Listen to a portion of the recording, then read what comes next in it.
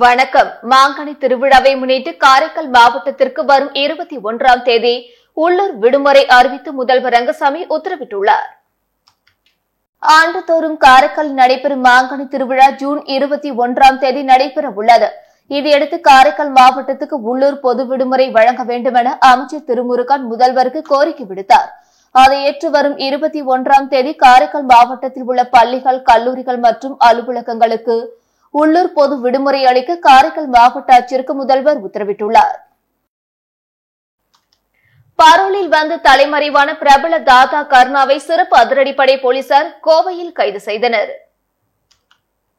புதுச்சேரி முதலியார்பேட்டை அனிதா நகரை சேர்ந்தவர் ரவுடி கருணா என்கின்ற மனோகரன். 20 ஆண்டிற்கு மேல் சிறையில் உள்ள கருணா குடும்ப நிகழ்ச்சி, உறவினரை சந்திக்க இதுவரை 33 முறை பரோலில் வெளியே வந்து சென்றுள்ளார். தனது மனைவி உடல்நிலை சரியில்லை என கூறி கடந்த 11ஆம் தேதி 3 நாள் பரோலில் வெளியே வந்த கருணா 13ஆம் தேதி சிறையில் ஆஜராக வேண்டும். ஆனால் அன்று சிறைக்கு செல்லவில்லை. அதிர்ச்சி அடைந்த சிறைத்துறையினர் முதலியார்பேட்டை போலீசில் புகார் அளித்தனர். இன்ஸ்பெக்டர் செந்தில்குமார் வழக்கு பதிந்து விசாரித்த போது கருணா, அவரது மனைவி மற்றும் குடும்பத்தினர் அனைவரும் மாயமாகி இருப்பது தெரிய வந்தது. இதனால் கருணாவை கண்டுபிடிக்க சிறப்பு குழு நியமிக்கப்பட்டுள்ளது. இந்த நிலையில் கருணாவிற்கு ஜாமீன் வழங்கிய அவரது உறவினர்களான முதலியார்பேட்டை DM நகரை சேர்ந்த முருகன், பூரணாங்குப்பம், ஞானமேடு பகுதியை சேர்ந்த விஜயகுமார் ஆகிய இருவரை போலீசார் கைது செய்துள்ள நிலையில் கருணாவின் வீட்டை சோதனை செய்ய புதுச்சேரி நீதிமன்றம் உத்தரவிட்டுள்ளது. இந்த நிலையில் தலைமறைவான கருணா குடும்பத்துடன் கோவையில் பதுங்கியிருப்பதாக சிறப்பு அதிரடிப்படை போலீசாருக்கு ரகசிய தகவல் வந்தது. இதனை அடுத்து கோவை விரைந்து சென்ற போலீசார் அங்கு கருணாவை அதிரடியாக கைது செய்தனர். மடுகரை ஒழுங்குமுறை விற்பனை கூடத்தில் அடிப்படை வசதிகள் இல்லாததால் நெல் மூட்டைகள் மழையில் நனைந்து சேதமடைந்துள்ளதால் விவசாயிகள் கவலை தெரிவித்துள்ளனர். மடுகரை ஒழுங்குமுறை விற்பனை கூடத்தில் புதுவை மற்றும் தமிழக பகுதியை சேர்ந்த விவசாயிகள் தங்கள் நிலத்தில் விளைந்த நெற்பயிர்களை அறுவடை செய்து மடுகரை ஒழுங்குமுறை விற்பனை கூடத்தில் விற்பனை செய்ய வருவார்கள். இதில் வியாபாரிகள் பங்கேற்று நெல் ரகத்திற்கு ஏற்ப 800 முதல் 1500 வரை நெல் மூட்டைக்கு கொள்முதல் செய்து கொள்வர். இந்நிலையில் கடந்த சில தினங்களாக தொடர் மழை காரணமாக விவசாயிகள் நெல்லை அறுவடை செய்து ஒழுங்குமுறை கூடத்திற்கு கொண்டு வந்தால் ஒழுங்குமுறை கூடத்தில் கூடாரம் சரிவர இல்லாததாலும் போதிய இடவசதி இல்லாததாலும் வாகனங்கள் செல்லும் சாலையில் நெல்லை சேமித்துக் கொள்ளும் நிலையில் உள்ளனர். அவ்வப்போது பெய்த மழையினால் நெற்பயிர்கள் நனைந்து சேதமடைந்துள்ளது. கொள்முதல் செய்ய வரும் வியாபாரிகள் மழையில் நனைந்த காரணத்தினால் நெல் மூட்டைகளை குறைவாக கேட்பதாக விவசாயிகள் கவலை தெரிவித்துள்ளனர். தரமான கூடாரம், நெல் மூட்டைகள் வைப்பதற்கு இடவசதி, நெல்லை மூட்டை பிடிப்பதற்கு கோணி பைகள் பற்றாக்குறையாக உள்ளது குறித்து பலமுறை தொகுதி MLA ராஜவேலு அவர்களிடம் தெரிவித்தும் நடவடிக்கை இல்லை. மேற்கொண்டு புதுவை முதல்வர், கவர்னர் உடனடியாக தலையிட்டு விவசாயிகளின் அடிப்படை வசதிகளை செய்து தர நடவடிக்கை எடுக்க வேண்டும் என்று கேட்டுக் கொண்டுள்ளனர். வில்லியனூர் ஸ்ரீ பெருந்தேவி தாயார் சமேத தென்காளி ஸ்ரீ வரதராஜ பெருமாள் கோவில் வன்னியர்குல சத்திரியர்கள் நடத்தும் 6ஆம் நாள் யானை வாகன திருவிழா வெகு சிறப்பாக நடைபெற்றது. புதுச்சேரி மாநிலம் வில்லியனூர் பகுதியில் பிரசித்தி பெற்ற ஸ்ரீ பெருந்தேவி தாயார் சமேத தென்காளி ஸ்ரீ வரதராஜ பெருமாள் கோவில் 6ஆம் நாள் திருவிழாவை வன்னியர்குல சத்திரியர்கள் நடத்தும் 6ஆம் நாள் யானை வாகன திருவிழா வெகு சிறப்பாக நடைபெற்றது. முன்னதாக காலை ஸ்ரீ பெருமாள் உட்புறப்பாடு வெகு சிறப்பாக நடைபெற்றது. அதனைத் தொடர்ந்து ஸ்ரீ பெருமாளுக்கு விசேஷ திருமஞ்சனம் நடைபெற்றது.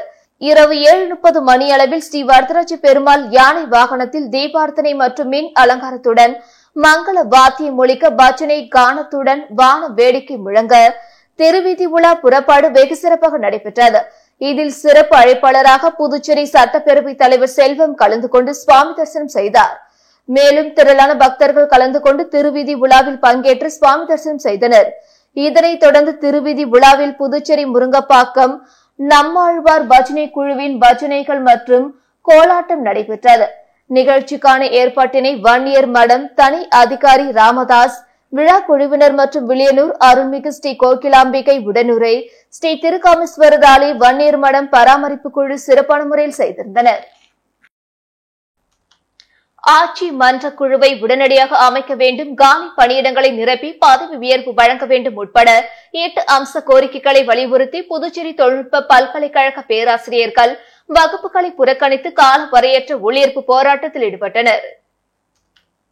புதுச்சேரி தொழில்நுட்ப பல்கலைக்கழகத்தில் 70 உதவி பேராசிரியர் பணியிடங்கள் மற்றும் 250க்கும் மேற்பட்ட ஆசிரியர் அல்லாத தொழில்நுட்ப பணியிடங்கள் காலியாக உள்ளது. இதனை உடனடியாக நிரப்பப்பட வேண்டும். 51 பேராசிரியர்களுக்கு பதவி உயர்வு ஆணைகள் வழங்கப்பட்டு இதுவரை சம்பள உயர்வு கிடைக்கவில்லை. இதனை உடனடியாக அளிக்க வேண்டும்.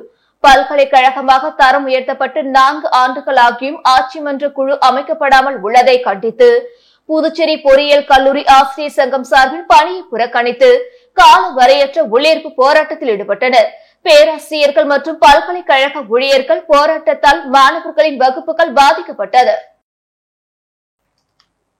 காரைக்கால் அடுத்த பட்டினச்சேரி மீனவ கிராமத்தில் வீட்டின் அருகே விளையாடிக் கொண்டிருந்த 1.5 வயது ஆண் குழந்தை மாயமாகிய நிலையில் 8 மணி நேர தேடுதலுக்கு பிறகு ஆற்றில் சடலமாக மீட்கப்பட்ட சம்பவம் அப்பகுதியில் பெரும் சோகத்தை ஏற்படுத்தியுள்ளது. காரைக்கால் அடுத்த பட்டினச்சேரி மீனவ கிராமத்தில் நேற்று காலை வீட்டு வாசலில் விளையாடிக் கொண்டிருந்த முருகேசன் என்பவரது 1.5 வயது ஆண் குழந்தை தக்ஷன் திடீரென்று காணாமல் போனார்.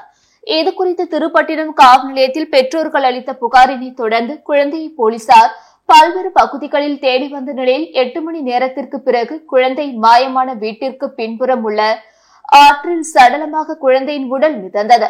உடனடியாக தகவல் அறிந்து சம்பவ இடத்திற்கு வந்த போலீசார் உயிரிழந்த குழந்தையின் உடலை மீட்டு காரைக்கால் அரசு பொது மருத்துவமனைக்கு அனுப்பி வைத்தனர்.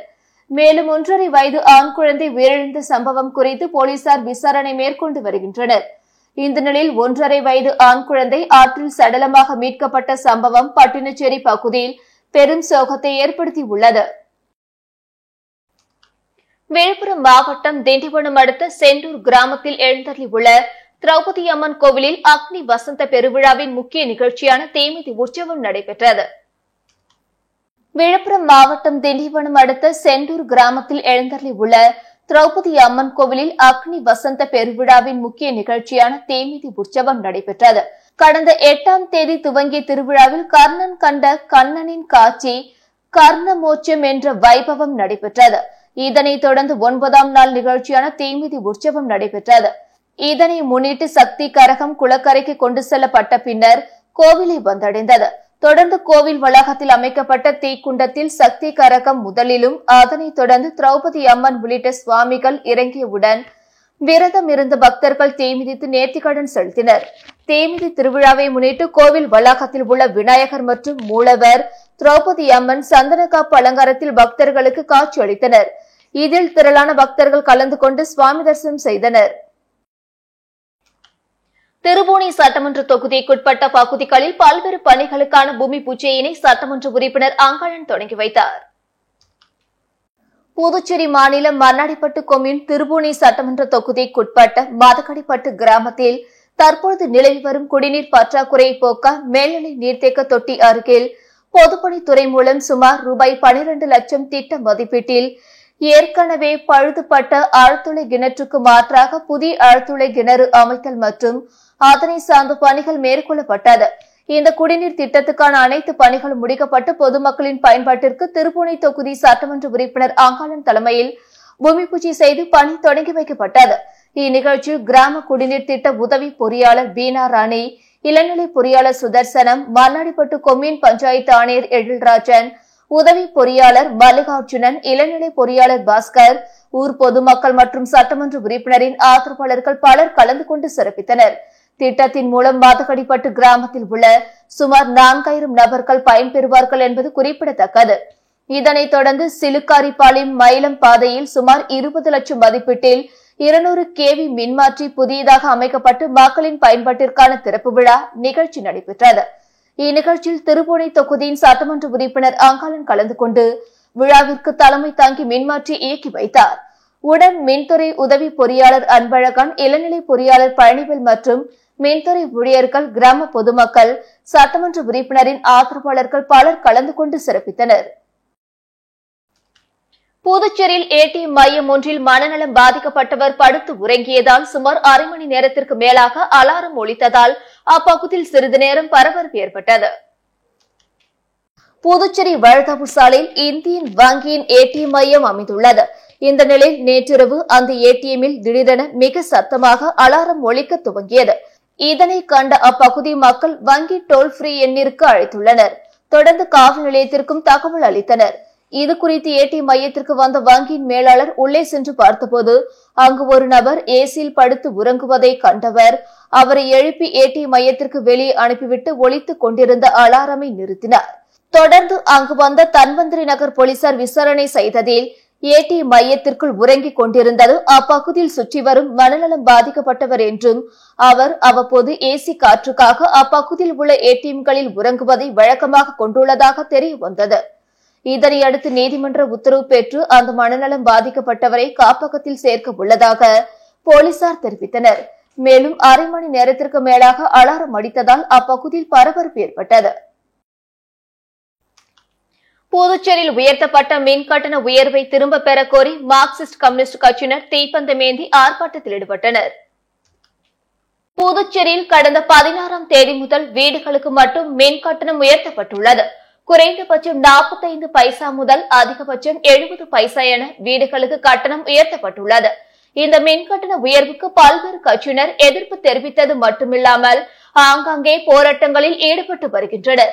அந்த வகையில் புதுச்சேரியில் மக்களை பாதிக்கும் வகையில் உயர்த்தப்பட்டுள்ள மின் கட்டண உயர்வை உடனடியாக ரத்து செய்ய வேண்டும் என்றும் மின் கட்டணம் உயர்த்தி ஆளும் அரசை கண்டித்து மார்க்சிஸ்ட் கம்யூனிஸ்ட் கட்சியினர் தீப்பந்தமேந்தி நூதன போராட்டத்தில் ஈடுபட்டனர்.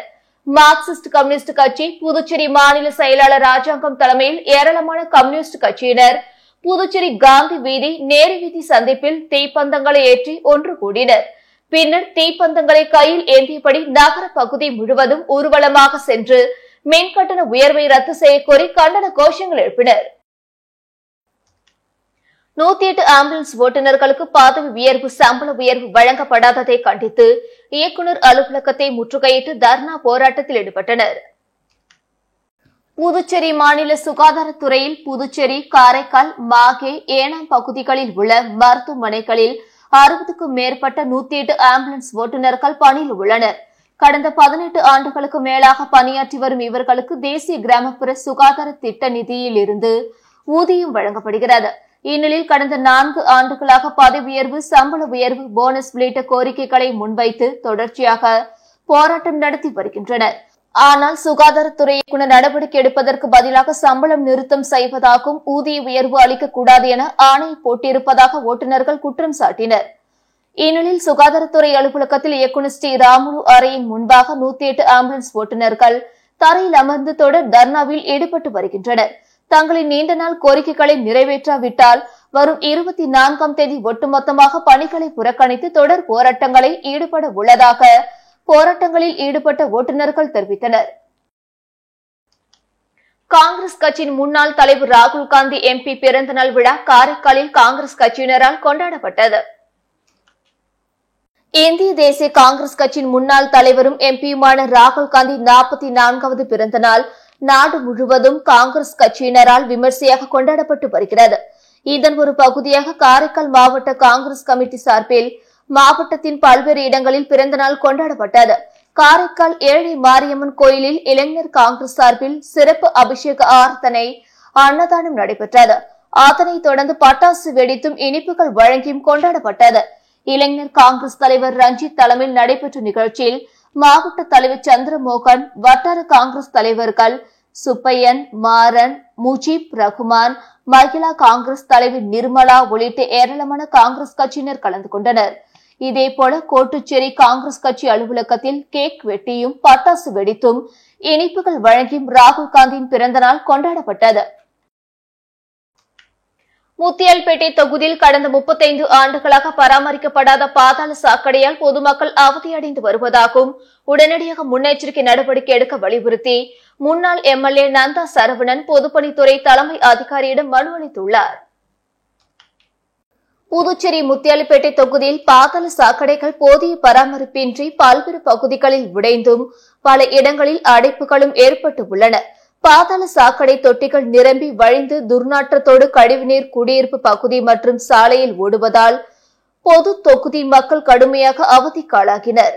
இந்த நிலையில் முத்தியால்பேட்டை தொகுதி திமுக முன்னாள் சட்டமன்ற உறுப்பினர் நந்தா சரவணன் தொகுதி மக்களுடன் தலைமை பொதுப்பணித்துறை பொறியாளரை சந்தித்து மனு ஒன்றை அளித்தனர்.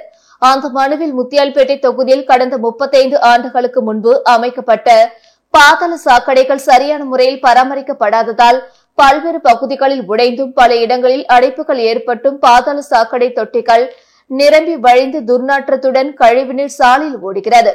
பலமுறை இது பற்றி புகார் கூறியும் எந்த நடவடிக்கையும் இல்லை.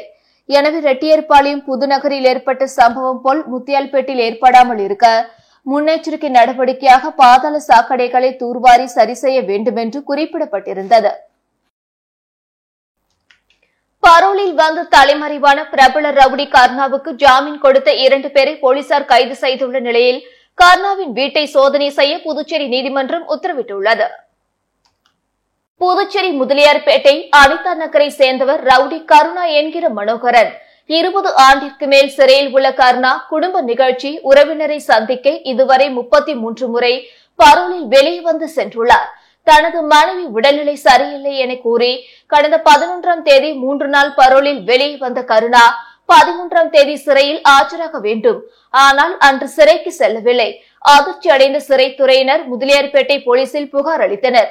இன்ஸ்பெக்டர் செந்தில்குமார் வழக்கு பதிந்து விசாரித்த போது கருணா, அவரது மனைவி மற்றும் குடும்பத்தினர் அனைவரும் மாயமாகி இருப்பது தெரிய வந்தது.